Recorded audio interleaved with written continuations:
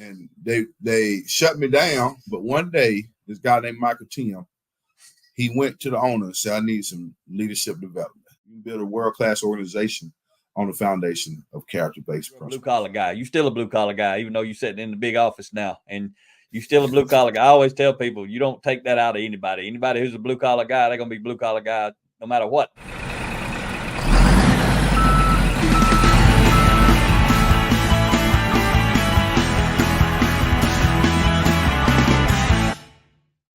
All right. Thanks for listening to the Blue Collar Leadership Podcast today. So today I got a very special friend of mine, and his name's Jason Denam. He's been on the podcast before. We'll talk about that a little bit later on, but I ain't going to spend a lot of time introducing him. I'm going to let him introduce himself. So welcome to the Blue Collar Leadership Podcast again, Jason Denam. Good morning, Mr. Mack. Good morning, man. It's a real pleasure to be on your platform again. Real honor to be at Zach, man, to be on your platform. Good morning, everybody. Good out there across the world. Yeah, man, it's good to have you back on. I got my notes here. You were on in July 28th in 2019, and then also April 17th, 2020. So any of my listeners, after they hear your story today, if they want to go back and check you out, those episodes are 133 through 135, and then also 173 on my podcast. And so anybody can check that out. And if you're listening to the audio version of my podcast and you're not familiar with my Blue Collar Leadership YouTube channel, this video, we're actually making a video, and it's going to be on the Blue Collar Leadership YouTube channel as well. So if you're a regular listener, you can go actually watch this and see it visually, so you can see how handsome Jason Denam is over there and how ugly I am. Come on, Mr. Mack.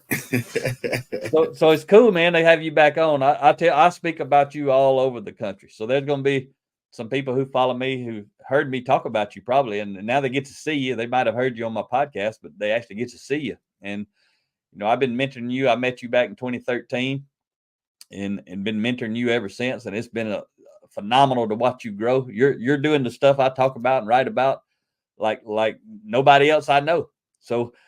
And you were new at Kilgore. Last time we spoke was again in April 2020. You had only been there like 6 months or something. So you got nearly 4 years of catching up to do. So tell us what you've been doing the last 4 years since you started. What do you do? Yes, sir. Yes, sir, Mr. Mack. So it's been a long time. Like I said, 4 years of growth here at Kilgore. It's been a real honor. First, I thank God, and I thank you and Rhea for y'all support, my wife and family and kids. To help me get to where we're at, and most importantly, my team members. We built a great team here at Kilgore, Mr. Mack, since in these last 4 years. I take a lot of pride in the team we have in place. We have a lot of high character individuals here at Kilgore. So, as you mentioned last time we spoke, I was just getting started over at Kilgore. So. Of course, I took a leap of faith to join Kilgore, starting a brand new division up here in Dallas, Texas. We had no office. We had nothing. I was working from home for the first couple of months, sending out estimates, trying to get some traction on the ground. But we was blessed to win some projects pretty quickly and started hitting the ground running pretty fast over here at Kilgore. It was a blessing. I thank, team members for that. And then, after 2020, that's when COVID hit, Mr. Mack, and man, the world started slowing down. Right after you got to Kilgore, COVID hit. Yeah, right. So I got to Kilgore August 2019. And what they hire you in, Jason? You got hired as vice president of electrical construction? Yes, sir. Right? Hired to start the Dallas Electrical Division. Yes, sir. Basically from scratch. Yes, sir. From scratch with no employees, no sales. No employees, no sales. No, sir. You was a one-man team. One-man team at first. Yes, sir. Okay. I hired 2 people in about 2 weeks, so it was a 3-man team. And then COVID body slammed you right off the bat. Said, yes, check sir. this out. The whole world slowed us down. So, but it was a good thing, Mr. Mack. There was a small group coming through that, and it was a growing group. And I think that you had a lot of conversations and me coming over here and how I could start off with a character-based foundation here in Kilgore with my group. I look back 4 years later now thinking that's the best decision we made coming in, setting a foundation on character while building this great organization that I think we have today and that we're continuing to build. Coming in, I know we talked a lot about, getting the books implemented, getting character development implemented into the team. So a lot of interviews I did was some of the top people I got in my organization today. The interview consisted of giving one of your books, Mr. Matt. Yeah. And giving me feedback. Use that through the interview process and set a foundation and expectation that this would be the bar at Kilgore if you came to Kilgore, and this would be an expectation that you grow not only in your competency but in your character. I know so many organizations preach on the competency side, the skill side, how the processes, how to do this and how to do that. Well, we do those too. Everybody do those though, but what we do differently and what I started building this team with differently is the character piece. Do a lot of character development for our team. We interview, our interview process is a character-based interview. We understand the competency side and the skill side, and we check the boxes on those, but we more dig deep into the character side of the interview, ask questions, family questions. We want to see what type of person you are that we bring to our organization, because we try to build a high quality product, Mr. Mack. The sum of the characters equal to the bottom character you accept in your organization. Yep. So you got to keep that real high, and knowing what you accept at the bottom is accepted by all in your organization. So you got to keep that in mind as a leader of an organization, to keep the bar high and make sure your team is progressing and not being held down by someone with bad character. But the interview process with Mack started good, man. We did a lot of character-based interviews, had a lot of great team members. Rolling in 2020, as I said, COVID hit. And in August 2020, I get a call from Jeff Kilgore, and he says, Jason, and we've been doing pretty good in Dallas. Didn't do, multi-millions, but, a few millions of dollars pretty quickly. That was able to bring on board it and profitable work. And I get a call from the Kilgores in August 2020. COVID going on, Houston and you've market been there about a year at that time. Yeah, yes, sir, about a year this time. And the Houston market was not doing good. I mean, the person, great guy, not saying anything bad about him, great guy. The market was just rough in Houston. They couldn't ever get anything off the ground. So I got that phone call to take over the whole state, Mr. Matt. Jeff and Ken called me and asked me that I want to take the reins on the full state of Texas on the electrical department. So that within a year being here, I got a chance to take a little bigger bite of the apple, Mr. Mack. A little bit more responsibility. So I'll go from being a Dallas, Texas leader to the whole state of Texas. That's a big state. Texas is a big state, Mr. Mack. It's a big state. I got Dallas, Houston, San Antonio, and Austin. Those four cities are, I think, in the top 12 largest cities in the United States, all four of them. Wow. So 4 of the top 12 is a pretty good footprint. And then with the territory in Texas, it's a lot of territory to cover, Mr. Mack. It is. It's a lot. Yes, sir. It's a lot of territory. So, of course, I called my wife, Mr. Mack, and I said, I told Jeff first. I said, I got to talk to my wife about this because I'm a family man. I've been with my wife, going on 22 years this year. That's so outstanding. I always got to make a family decision when any decisions are made like that. And so I called her, and she was like, "Well, what I'm going to do? Am I staying at home or I'm going with you?" So I ain't even answer her question. I hung up. I said, "I'll call you back," and I called Jeff back and said, "Look, Jeff, I accept your offer if my wife can go with me."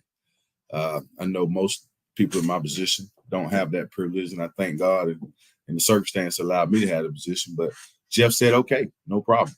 So I'm thankful now. My wife, she has her own business. She does eyelash extensions. She does very well doing that, but she books her schedule around my schedule because she works for herself. So she's able to travel with me wherever I go, kind of help me out with driving, my true partner. I thank God for her, Mr. I guarantee you. She allows you to be much more productive, I guarantee you, than if you were by yourself. Oh, absolutely. Absolutely. She does total sports. She drives for me, and I'm on the passenger side with my laptop. If we're flying in the air, she gets to sleep then, but she ain't driving. And I'll be still in there on my computer in the air, Mr. Mack, on the plane. I know she's a blessing to have with you. That's awesome that Jeff is cool with that, and it's awesome that she wants to do it and you want to do it. That's awesome. Yes, sir. Yes, sir. So of course, I accepted, Mr. Mack, and that's when I hit the reset button on the whole electrical department here at Kilgore. I speak a lot about character, but I started implementing a lot of processes and procedures on top of the character foundation here at Kilgore. We had to implement a lot of processes and procedures, and we micromanage those things only. We don't micromanage people. So we micromanaged our process and procedures, and we let our people, and we kept doing that, and we've grown to several millions of dollars of backlog right now in the electrical department, and we continue to grow. I think Jeff said for the last 2 years, our department leads the growth in revenue for the year. Wow. And then achieve the great profitability that we did this year. With the team was a true award. I preached my team in the first year to try to win to the Super Bowl. Put a campaign on to try to get the team to the Super Bowl. So how big's your team now? So Mr. Mack, now my teams, I think I'm up to about total field guys with subs that are used to probably around about 160, 67 team members. You've grown a little since it was a one-man team. Yes, sir. Grown a little bit. And the best highlight out of that, it's all good, but Mr. Mack, we got 26 master electricians work for us. Wow. And most companies don't hire master electricians because they can own their own business. They can open up their own business. But my mindset is I want, I preach all the time on the character, but I want a very high competency person too. And I do understand that, with high competency, it's usually some high character built in that of the person that's driven that self-invested in self to achieve a high level. Some character in there somewhere. Now, whether it be higher than the competency or not, that's undetermined. You have to figure that out. But I do know it's some type of high degree of character that drives a person to achieve the highest level they can achieve in whatever trade that their career path is in. So that's why I look forward to those individuals and I hire them and can thankfully say that every project that Kilgore Industry touches has a master electrician involved in it. So that's the competency piece. That's always important too, Mr. Mack, that you got to have. And I truly think building a foundation on character of character and interviewing those high level individuals with a character type interviews and let them know we're more of a character type company allows such high level individuals come together and with the same purpose because we kind of aligned in our mindsets on the end goal, and we want to win together. We want to win together, Mr. Mack. Yeah, so that's awesome. And for the folks who don't know, who haven't listened to the other interviews with Jason, when I met you, you were not a vice president leading 160 something people, right? You were a superintendent leading how many people back in 2013 when I met you? So 2013, Mr. Mack, our electrical superintendent probably had about 6 or 7 guys. 6 or 7 people reporting to you. Yes, sir. Yes, sir. So, and the reason I want to bring that up because you do value character development, personal development, competency development, all that stuff. But you've had a lot of that happen in the last 11 years since we've known each other. I mean, you've been a student of leadership. You've been trying to implement leadership everywhere you went because you left that company and you had 2 or 3 other companies before you landed at Kilgore. But you made it stick at Kilgore. Yes, sir. And it's a true blessing. That's why I thank God for Jeff Kilgore, Mr. Mack. Jeff Kilgore, man, that guy right there, man, I run through a brick wall for Jeff, because I mean he's such a high level character individual, and he don't let his title go to it. I mean, he speaks to you as a person. He don't speak to you as the CEO and a team member. He speaks to you as a person, and he values people at a very high level. That's why I love Kilgore. Kilgore values people at a high level, and that's what attracted me. Jeff Kilgore attracted me with your introduction to Kilgore. I did a series of books, and through my interview process with him, it's the most different interview I've ever been in my life. I read a series of books through my interview, and I replied back with a response, and then I got an offer, from Jeff. So great guys, like high level. And I said I thank God for him, and I thank God for the platform he allows us to do it here at Kilgore. We just got finished with a great leadership development class this morning that we probably had 80 people, in the organization. We got family members, we got kids, we got wives, We're having a family day here at the office today, Mr. Mack. You know, the guys brought the cookers from home doing fish fries and That's got awesome. grills out there, hamburgers, hot dogs.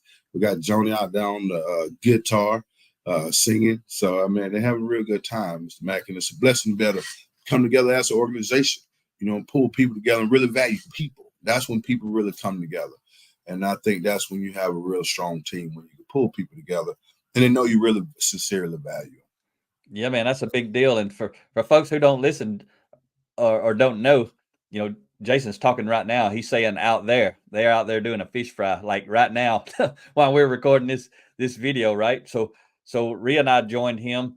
Jason does, and he's been doing this for years. I'll let him tell you more about it in just a second. But Jason's been doing this for years. The first Saturday of every month, Jason leads his team. He volunteers to lead an hour and a half from 9 to 10:30 Central. He leads and facilitates a book study. And most of the time it's on our books. Every now and then it's somebody else's books that you go through. He usually covers 3 chapters from our books. Most of our books are 30 chapters, 3 pages each. So they're perfect for this scenario, the size of the chapters. And we were just on there like 30 minutes ago. We were on video. You're actually in Texas, but your team was there. And today, and you have people online. And then today, after they got done, they're doing the family day, and they're going to be doing that for the next few hours. And so tell the folks, because I talk about book studies, and I know you open it to anybody. So Rhea's running our show right now, so if she can pop up the your email address. Anybody who listens to this, who wants to join your Saturday sessions, you don't mind, right? So I'll let you take over from here, but there's your email. Anybody could request for you to add them to your email list, and they'll get an invitation to see what you're doing. Even if they don't want to come every month, they can get on there once and like see what you're doing, right? Yes, sir, absolutely. Yeah, well, we open it up to the whole world, Mr. Mack. Anybody wants to join us? We started this drip because a guy, one of my guys, Michael Tim. He was just accepted into a big program, nationwide program. I'm so proud of him. I just announced that today. But this guy, helped start this book study. Probably looking at about eight, maybe 7 years ago, Mr. Mack. Now a different company. At a different company. Okay. Which started at a different company, and it was a fight at the company, Mr. Mack. As I told you, once I left the company that you that brought in you at Auburn Electric, I thank God for Greg Lanier and that day and those funds and resources spent to get you in there. Yeah, back in 2013. Back in 2013, I always thankful for that. But Greg had a dream, Mr. Mack. But to do what we're doing, it takes everybody. Starting at the top, but it's got to flow all the way down.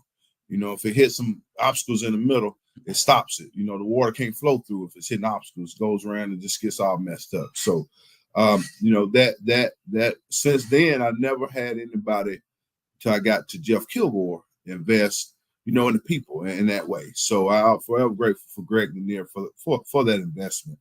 But I went to another big contractor out here that hired me. I brought you out there, Mr. Matt. You came out there and drove all the way out there. He said, and we talked to him, and nothing ever happened. They were not interested. Not interested. They shut me down, Mr. Matt. And then we go to the other company I work for, and they shut me down. But one day, this guy named Michael Tim, he went to the owner and said, "I need some leadership development." And when he did that, the owner sent him to me because he knew you were into this. Yeah, he knew I was into it, Mr. Mack, and I can honestly say, I've said it on even on my Christmas speech. That really changed my life that day. That was a turning point in my life that I never knew that I'd be setting 80, 90 to sometime 100 people in that very class years later down the ride. All over the United States. So we started doing that class, and it just started with 2 people over there, me and Michael. Yeah. And then we added Nick Mitten and Josh and some of all the guys that are still with me today, started coming to the class. And when we came over here, a lot of those people that end up coming over here with me was those people in that class. They followed you, follow the leader, right? Yes, sir. Yes, sir. Yes, sir. And I would say, so now the class is just a book study. It started off as a small group, but like I said, now it's a national group. We have some great people from the city of St. Pete. On the call, we have people in Georgia, we have people in California, We have people all over the United States, Mr. Mack, now that logs in with us and invest in themselves about an hour and a half every first Saturday of the month. It's a true blessing. I thank God for it. That we can come together and all like-minded. And what I do, I still do the book study format. We go over 3 chapters of the book, and then we have dialogue after every chapter. Obviously, with that many people, everybody don't get a chance to speak, but mainly all the volunteers, they volunteer to speak, and we call on them. And the comments that come out of the studies is what really helps the people, Mr. Mack, because when they hear the comments from other person's comments, they be like, dang, okay, well, that's me too. I feel the same way. And it helps empower them to know it's hope. It gives them hope, Mr. Mack, that it can be better, and we got a better way, and we all going through the same fight. We just got to keep aligned with our mindset, with the positivity, and try to do the right thing all the time. And no, we ain't perfect. No, we will fail sometimes, but as long as we constantly try to do the right thing all the time, then we'll have a better life. And that's what we're promoting to our chapter today, being intentional, with character development. I think that's the single most important thing an organization has to do with the people is be intentional with character development. What we did today for our team members, Mr. Mack, was an intentional developing our team. But not only developing our team, for our invites goes out to families. We got teenagers in class, got kids, we got husband, wives. I mean, we truly, generally want to have better people, develop better people, and invest in our people, because we do know in turn, if we have better people on our team, then obviously we have better product for our customers. Absolutely, and everybody has a better life. That's right, and it's powerful what you're talking about. So I want you to help me help my audience right here, because, and this, I mean, again, when I met you, that's 11 years ago. You were a superintendent of 6, 7, 8 people, something like that. You were a blue collar guy. You're still a blue collar guy, even though you're sitting in the big office now, and you're still a blue collar guy. I always tell people, you don't take that out of anybody. Anybody who's a blue collar guy, they're going to be blue collar guy, no matter what they wearing, what they driving, where they sit. None of that matters. But I hear a lot of leaders that I talk to who want to do our book deal. I mean, you've taken advantage of the book deal. You've ordered thousands of books for your team over the 4 years, and just to catch everybody up, the reason about Kilgore is Jeff Kilgore, the CEO, brought us in to speak for a day and a half to his team back in 2018, and I learned about Jeff's character, like you're talking about, and he was talking about needing to develop the Dallas electrical division. And I said, I know a guy, Jason Denam, in Dallas. I said, I don't know his competency because I don't know nothing about electrical work, but I know about his character because I've been mentoring him. At that time it was 6 years I had been mentoring you. But I get a lot of people, Jason, a lot of leaders of blue collar organizations at all different levels. They'll tell me these folks, blue collar people, don't want to read books. They don't care nothing about reading a book. But you read a lot of books. And you bought a lot of books. Are you just throwing them books in the garbage? Nobody wants to read them. Was them people right? That's telling me that. What's your opinion on blue collar folks who don't want to read a book?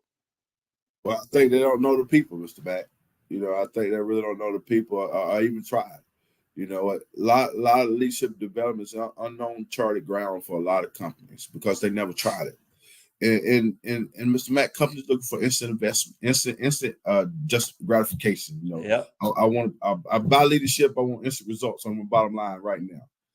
But Mr. Mack, we still, it's 4 years later, and we see a lot of results we see on the foundation. We're a profitable group here in Kilgore. We are actually an organization inside Kilgore where electrical never really was made it. And our group has made it, and it's through investment, setting the foundation on character development. And like you said, Jeff Kilgore, he had about 1,000 books before you even made the introduction, and that's how you made the introduction. So Jeff's mindset, our Kilgore's purpose is to win together by providing the greatest opportunity for personal growth and the best value and experience for our customers. So that's Jeff Kilgore and Ken Kilgore's mindset. They want to invest in the people. They know if we invest in our people, then we have a good experience on our clients. It's just a big circle, Mr. Mack. So for anybody that don't think investing in blue collar people is missing, and it's making it whoever does easier differentiation on the competition. I have team members. Am I going to sit here and tell you every one of my team members love to read? No, I'm not going to tell you that. But it's not about that, Mr. Mack. It's about the ones who do. You recognize the ones who are your rising stars, who you do promote. Everybody ain't gonna, sit down and read and give you follow-ups and raise their hand in class and speak. But that's okay. They get the nuggets and they move on. But at the same time, the ones that do, that grab it, those are your rising stars. Those are the guys you promote to your foremans, your superintendents, your project managers, your VPs, because they have it and they can help you spread the word. But to the other individuals, long as our team gets it and they know our morals and alignment with our mindsets, Mr. Mack, they don't have to raise their hand. But long as they know what we will accept and want to accept inside our organization, that's the key piece to it. I don't allow, any individuals to verbally abuse any other individual with words that are colorful. We don't use those words directly at other team members here at Kilgore. That's a non-negotiable for me, because we'll treat it by respect, and then tied to the books, Mr. Mack, is a lot of times, sometimes it's not the team members that buys in, it's the team member's wife. And then when I get the team member's wife to buy in, guess who else buys in? The team member. So we reach out and do other things, and we provide the learning environment for the whole family. I think that's an important piece. But to not invest in your blue collar leaders, and I think that's a loss, Mr. Mack. I think it's truly a loss. And I do know my advice to anyone who hasn't, give it a try, but don't give up easy. It's going to take a couple years, but it'd be the best investment you ever made long term, because it's going to create a foundation that's so solid that you can build an empire on. You can build a world-class organization on the foundation of character-based principles. Absolutely, man. And when you're talking about developing these folks, it ain't just your formal authority leaders you're developing, right? It's everybody at every level in every office. Were they in the office or were they in the field? If it doesn't make, it's everybody, right? Your 167 people, it's available to everybody. Yes, sir. Everybody from top down, especially with the platform. The Blue Collar Leadership Academy. We have several of your books in there that's available 24/7 to our team members, Mr. Mack, to develop. From every level, top to bottom. Of course, as you get higher up in the organization, I have a little higher expectations for development. One good thing I do, Mr. Mack, that we had talked about a while, probably the most important 2 hours I spend a week with my team is chopped up in 30-minute increments. And in these 30-minute increments, I do a book study with my team. It's separate from your monthly Saturday. This is a different thing you're talking about now. So the monthly Saturday is a volunteer class. Everybody volunteers. It's expected, but it's a volunteer class. No one gets paid for that class. They come, and you don't get nothing happens if you don't, because it's not a mandatory class. Still have real high participation. But during the week, actually on the clock, I still invest in my people as well. So I have 4 meetings a week with every office individual that works in the electrical department, from pre-con, my estimating, my service department, my QAQC department, my safety department, my project managers, and my general superintendents. So these people lead the organization. So I personally invest 30 minutes in each of those groups every week, and I do a more personalized book study on what you really preach on the book studies. Small group, everybody gets a chance to talk. So I provide both of those opportunities as well. So in that class, with each class, I do one chapter, and everybody around the room goes and speak, and it's more personalized, and people feel a little more comfortable talking, as you say, because you're in a smaller group. Sometimes on these Saturday classes, I got 100 people. Some people don't want to talk, but that's okay. They talk when I get in these smaller classes, and everybody kind of expecting to talk, and everybody opens up in those classes. So I do a leadership topic, and then I do a roadblock. I ask my team members what roadblocks you have, and I have a list in my notepad of roadblocks, and I go through and that's what I do. I try to clear my team's roadblocks so they can be successful. And that's awesome. So I know currently on your Saturday classes, you're going through Ria's new book, The Ladder of Influence, 5 Steps for Climbing to the Next Level and Beyond. But you also just finished covering that book with your team in those 4 book studies you were doing during the week on the clock. how did you see, like from the time you started that book study, because that was the first book study you did like that with your team, was that book, right? Yes, sir. So how did you how did you see the team evolve during, because you said that's the most important 2 hours you spend each week are those 4 30-minute book studies. What happened throughout those book studies during that time going through that book that makes you say that's the most important? What is it? I think, Mr. Mack, is just my team members understanding other team members. You know, we get all together in the groups of peers they work with. We all subject, you know, we all question, we all vulnerable, we all come in there and we being ourselves, Mr. Mack. And we're aligning our mindsets.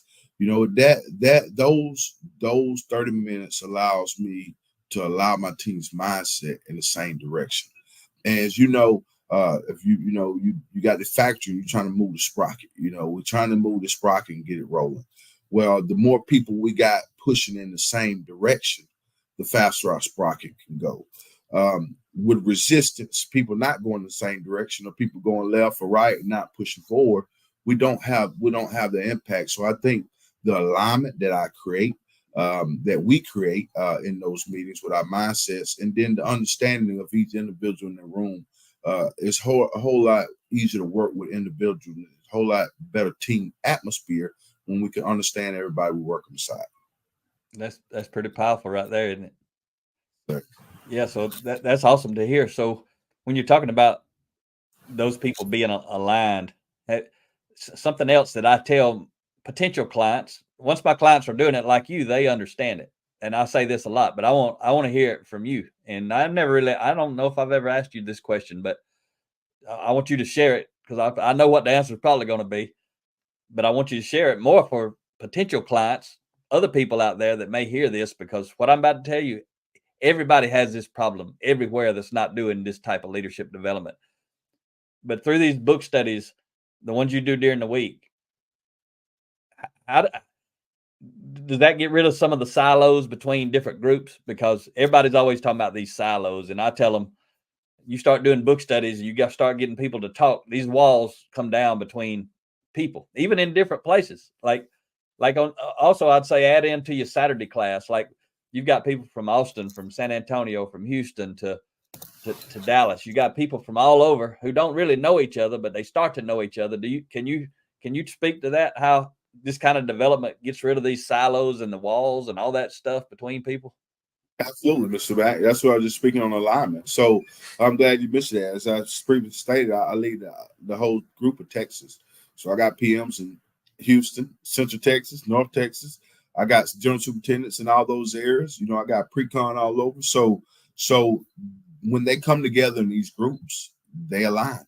That's how we align in between. And then on Saturdays, we align as families in a group and as even a bigger group. So providing so many opportunities for the alignment between the team members on a character development call that they're getting paid for through the week.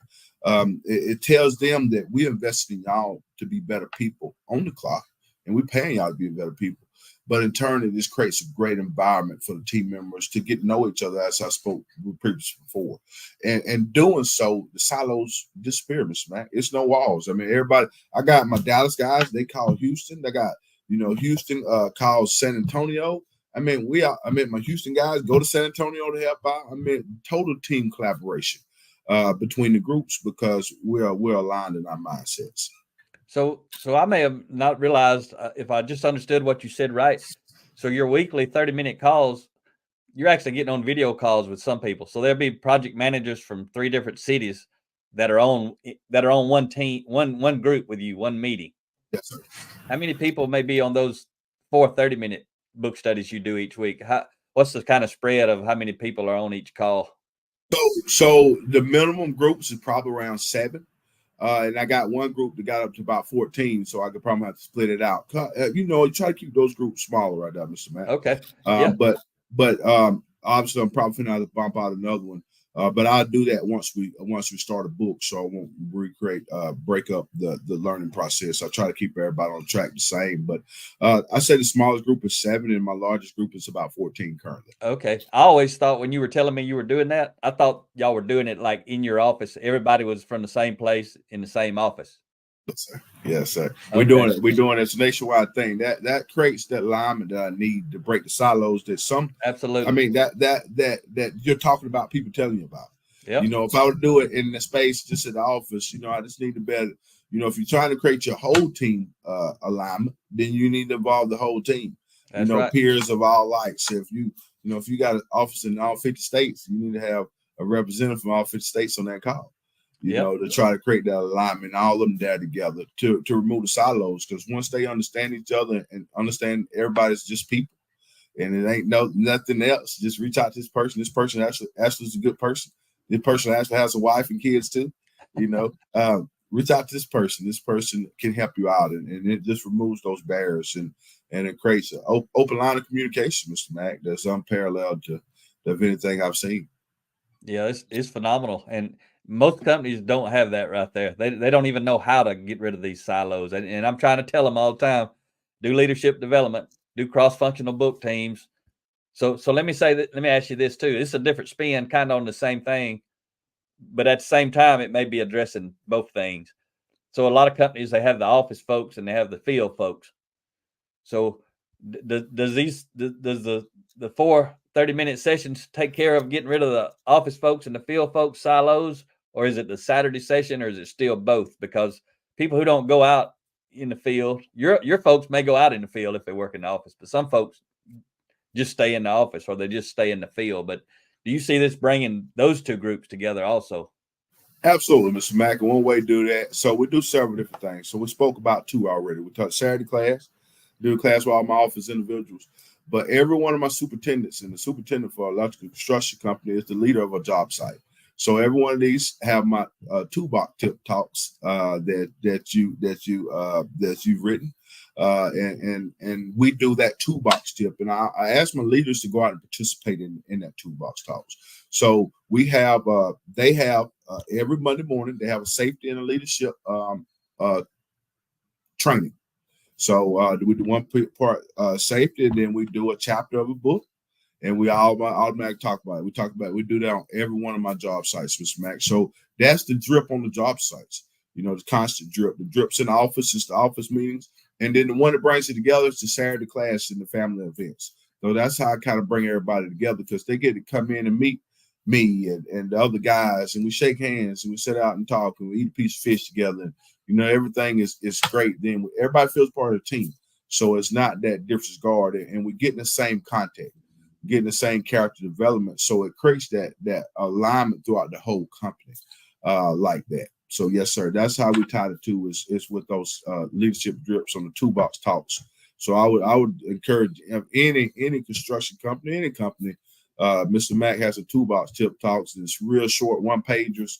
Your team can do it. I mean, it's a great investment for your team. It costs you probably 10 minutes once a week if you do one, and I guarantee you that drip every week will eventually erode into your team and create the more better culture. Yeah, that's cool. It's cool that you do that. And I wrote the second book for you because you got finished with the first book. And what Jason's talking about is blue collar leadership toolbox tips, and subtitle is 60 micro lessons to maximize your influence. And I wrote it just for that reason. It takes to literally read the content in one tip is 45 to 60 seconds, you know, less than a minute. You know, it takes 10 minutes up to 10 like you're talking about, because people are talking about it, they're discussing it. And for the audience that's listening, what that does is you got that constant drip of raising people's awareness mindset, trying to just a little drip. They get the books like you get the books and pass them out. So let me ask you this, because as soon as we come out with our Blue Collar Leadership Academy, where we created basically 7.5-hour online video courses for our books, you jump right on that thing. Like you said, that was a high value for you, because it is a ridiculous deal. For anybody who don't know about it, they can go to bluecollarleadership.com/academy and learn about what we're talking about. But you enrolled into the all access, so your team can have at any time, anybody at any level on your team can access any of these video courses. and they get to fill in the blank and they get a certificate at the end. And you guys, we've only just been doing that a couple of months, but you already got 20 something people, I think, enrolled. You got some folks already finished the 4 courses we've got finished at the moment. And then you're going to also use that as part of your orientation. Can you just talk about you as a leader, a VP of electrical construction company? Why do you value? Because you jump right on. You know me, I don't sell stuff. I just tell people it's available. If you're interested, jump on it. I didn't try to pressure you to buy it. I never would, but you jumped right on it. What was it about that you saw such value in? Well, it's back to just providing a platform for my team members that they can have access to at a time. They said in the house, but they said at home. They could do it at home, and the thing, just investing in the team. Providing them a platform where they can continue to develop. Why not develop your team in a character at a high level? Why not have a team? Why not? Who doesn't want team members with high character? Everybody wants team members with high character, but a lot of people don't want to do what it takes to get that character, help develop that character. That's the piece. Like I talked about earlier in this interview, it's not instant. It don't happen overnight. It's a drill. It's constant. Like you constantly go, and it's a fight, Mr. Mack. I'm telling you, it's a fight. Anybody out there, it's not easy. But nothing where we do it the top season. But I can tell you, it's a whole lot easier doing it than not doing it. In your team, and you're gonna have a whole lot less drama and backstabbing and stuff like that in your organization. You're gonna have enough external problems coming at you in business not to have internal problems inside your organization. So the platform was a no-brainer for me. In the orientation piece of it, it allows when new team members come in, they get a real dose of where we're at and the expectation and the bar for character here at Kilgore. I told you how many team members we got now, Mr. Mack. It's getting kind of hard for me to sit down and give my speech to everybody. Yeah. So this helps me out develop my team when I can't be right out doing it. I won't never, as long as God willing, I won't never go away from my Saturday classes. But that this allows me to have another drip and allows my team members to see face with you and Miss Rhea, and y'all take them through the leadership academy, and it's great for my team. I've got great feedback so far from it, and even like Nick Mitten, he done finished all of them, and he got a lot out of it. That's outstanding. So are you still planning on new people? Like when a new employee comes in, you had mentioned, I know this is all new and it's just happening. It maybe not even happened yet because it's just become available not long ago. But you were talking about all new employees may have to go through the blue collar leadership leading from the front line, that 7.5, 8 hour course as part of their orientation, no matter what level they're at, before they even go join your team, before they even go to work. Are you still going to do that? And if so, well, that would be part of the onboarding process. That's what I speak about. So during the onboarding process, we have several training, which we try to train all our team members for whatever they need before we send them out to the field.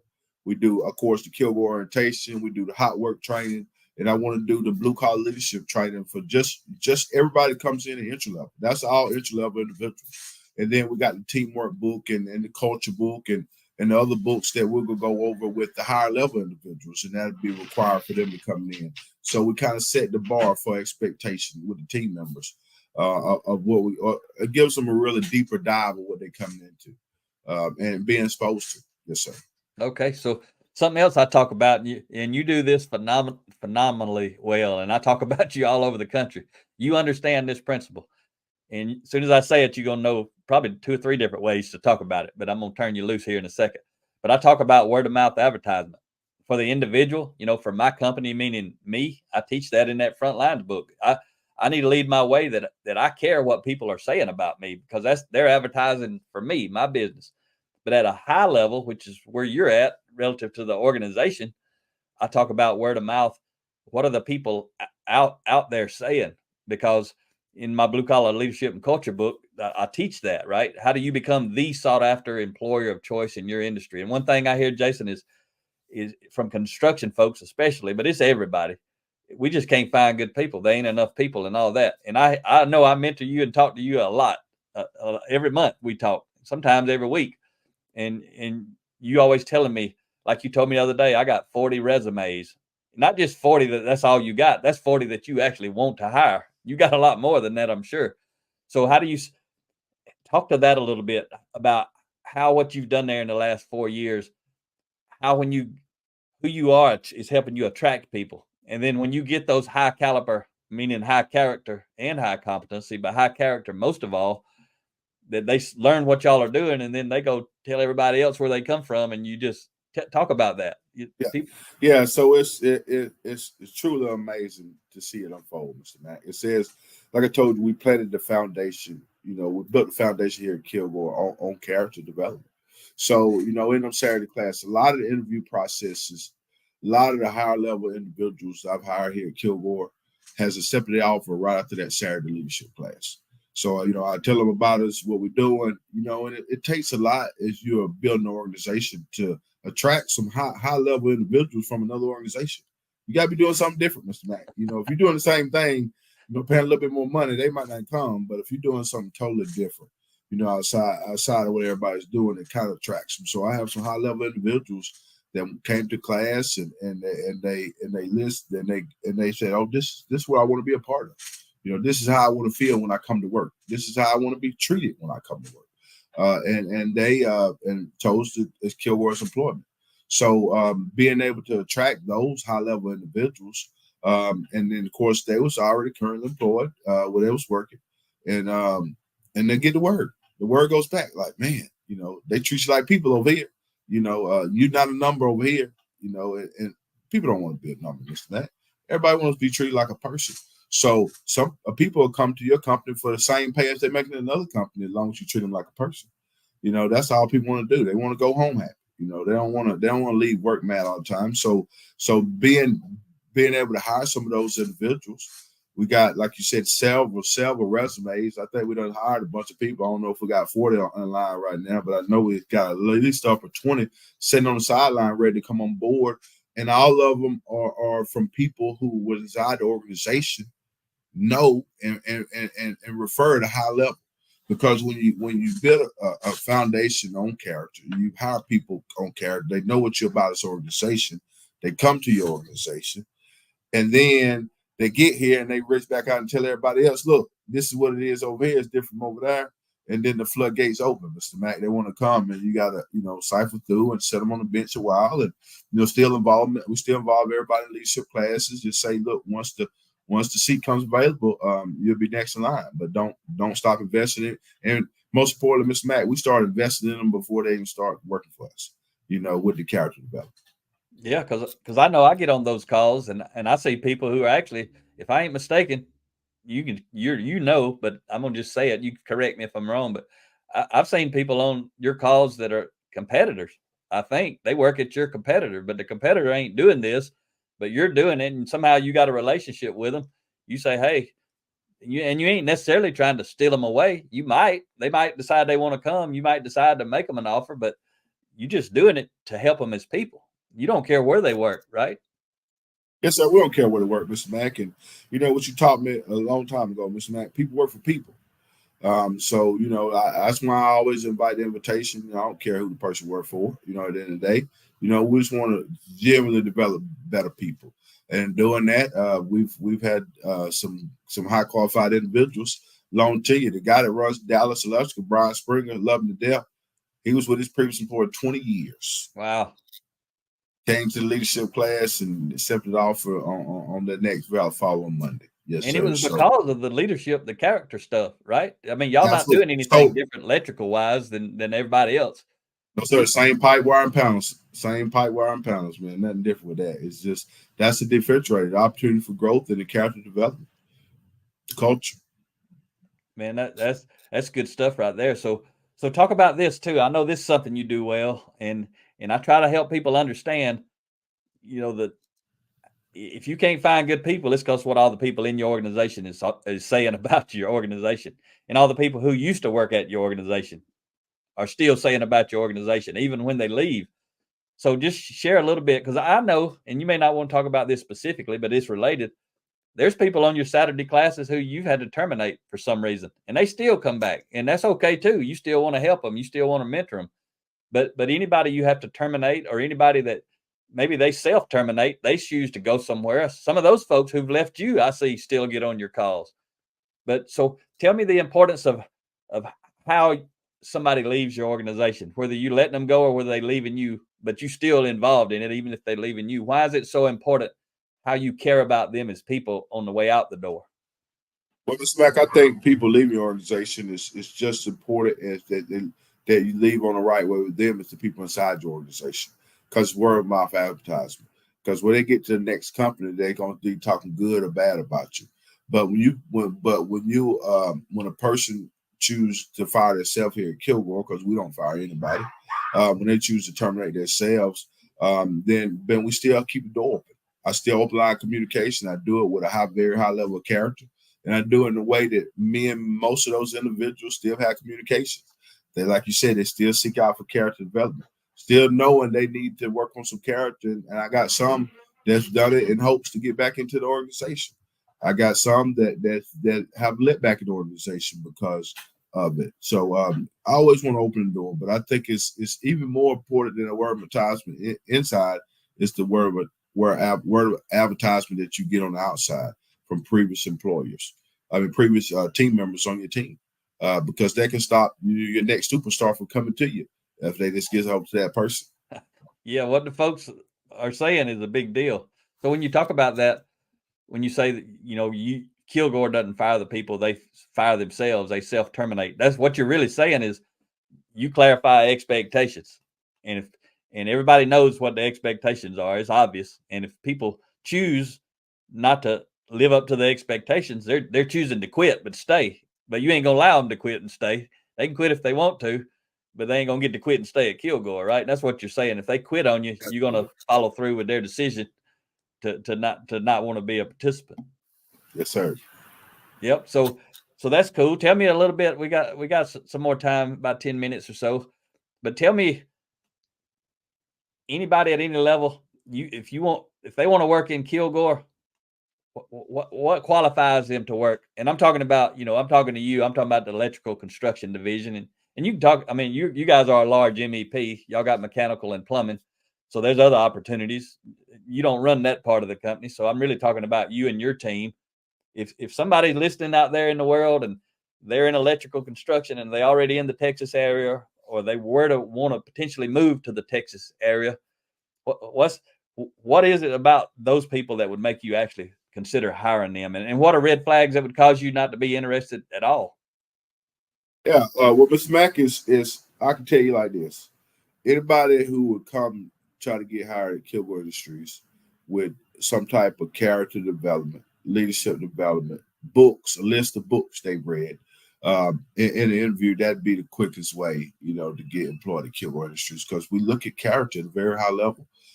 That's the highest level because we can teach everybody how to run pipe, hang duct, set toilets. We can teach anybody that.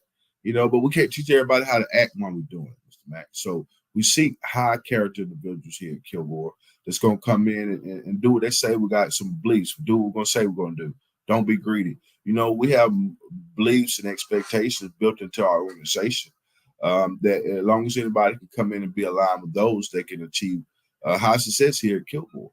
But a red flag if you come in and you're going against that, or creating a negative environment on the job site or our office, you'd probably have a short tenure. You probably fire yourself pretty quick here at Kilgore. Okay. All right. So that's pretty good. Do you have any? I mean, I want to mention you guys have you do traveling type stuff too, right? Tell me Yes, about sir. All over the United how did that States. start, or what is that, and how does that work in your division? Well, however, it's back, we believe in going where the customers at. We got customers that do national work. So with the Jeff, again, great leader. Jeff said, go where your customers go, long as it's profitable. That's the thing with Jeff. I love him to death. He don't care about how big the company is. He just cares about us being profitable and being being able to stay in business, Mr. Matt. You can't stay in business if you ain't profitable. So he always supports me in any endeavor I have, as long as it's a profitable endeavor. So going across the United States, we have customers. We worked in several franchises across the United States. We even had people in Canada, So we'll go do electrical work anywhere, wherever our customers go. That's phenomenal. You got a couple of master's licenses yourself, don't you? Yes, sir. I got a few. I think I got about 6 right now. About 6. Does that mean 6 different states? Yes, sir. 6 different states. Man, you tearing it up. So I really appreciate, what you've done since I've been mentoring you. I mean, you and I have I love you to death, man. We Love you too, got a Mr. really Mack. close relationship, and it's because you've been delivering what I look for, ROI. It's return on my investment, and specifically with people that I mentor, is that first of all, you got to be growing and developing and leading yourself and trying to get better, and then the really really good folks that I mentor are trying to help other people do that same thing. And I know last year, yeah, you led your Saturday classes. You led them through my book, 10 Foundational Elements of 10 Foundational Elements of Intentional Transformation. And you went through those 30 chapters. And that was a powerful, really look at yourself in the mirror hard. But not only did you lead them through it, what else did you do during that time as you modeled it literally? Yes, sir. Well, I let myself do a little weight loss, Mr. Mack. So long in my life, I've focused on the 6 master license and stuff like that. But going through that book, I told you I wanted to, that book was about looking inside yourself, and find out something you can fix and improve yourself. So me, it's a weight loss journey. I think I'm up to about 7, 8 pounds, getting close to 80 pounds weight loss now. Wow. Since Congratulations again. That's awesome. 2023. Feel a whole lot better. Don't have to take blood pressure medicine no more. So just feel a whole lot better, Mr. Mack. But there again, that book, it made me look in the mirror and find there's something I needed to change and make myself better. And then that allowed me to be a better leader for my team because they could see that, I worked on myself and, I'm doing everything I'm trying to, doing what I'm preaching, Mr. Mack. Yeah, you are. And we were out there with you, not too long ago, a couple of weeks ago, seemed like maybe a month. I can't remember, but I know Quayla, your wife, and she's looking awesome. She's lost some weight. So your journey's rubbing off on her. She comes to the Saturday classes. It ain't just about work, right? Your children saw you do that. Your children saw you lead yourself well. Your teammates saw you. Your customers saw you. Jeff saw you. Everybody sees you.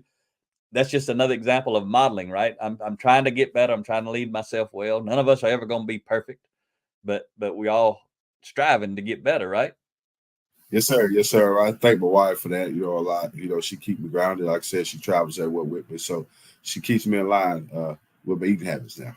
Okay, so we're getting ready to wrap up here, but I don't know if it still holds true, but maybe it does. But when you read my book, 10 Values of High Impact Leaders, you told me after that was your favorite book that I had written, and it was because of the difference between success and significance. So I'd like you to just say what that means to you, the difference between success and significance. You as a person, but you as a leader of a pretty good sized organization you build in there. Yes, sir. Absolutely, Mr. Mack. So I've always been the guy, until that book. And I called you that day and it hit me like a freight train, that chapter. I always been focused on success. I got 6 master license, I ain't got a big house. We got a nice little house and, little area, got a couple things nice. And I just, credentials for myself. I always would focus on myself. But then I found out what significant was. Significance is helping other people. Once you become successful, it's reaching back down the mountain and pulling other people up with you. And I found, Mr. Mack, the great success I've been doing is when, one of my guys passed his master license that I've been working on. One of my guys got his German license I've been working on. Michael Tim got elected into this big emerging leaders thing nationwide. That brings significant. He just wrote me a long message, about just being thankful for that and the opportunity, Mr. Mack, and that's significance. That's the people. That's when you look out at your funeral. You got a lot of people out there. Success is going to put you probably out there by yourself. Significant to put you with a crowd. When you help others, you leave behind a legacy that outlives you. Success can die with an individual, but significant lives forever. It's a legacy with people. So I want to live forever with people, Mr. Mack. I want to create a legacy. That's why I chose significance over success.